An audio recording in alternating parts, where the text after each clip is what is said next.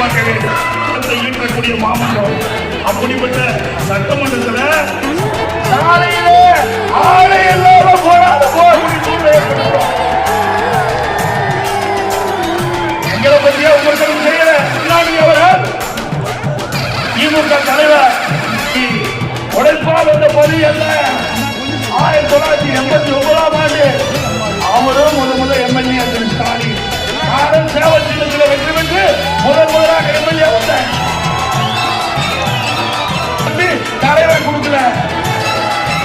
திரு கருணாநிதி அவர்களே திரு ஸ்டாலினை நம்பி அவர் உயிரோடு இருக்கும் போது திமுக கட்சி தலைவர் பதவி கொடுக்கல. அப்படிப்பட்ட நபர் தான் இன்றைய முதலமைச்சர். எந்த இடத்துல மேல போட்டு எங்களை அழைத்தாலும் நான் வருகிறேன். திமுக ஆட்சியில் என்னென்ன சாதனை செஞ்சோம் நாங்க சொல்றோம். திரு ஸ்டாலின் சொல்லட்டும். இதுவரைக்கும் பேச்சே இல்லை, இதுவரைக்கும் பதிலே இல்லைங்க. அது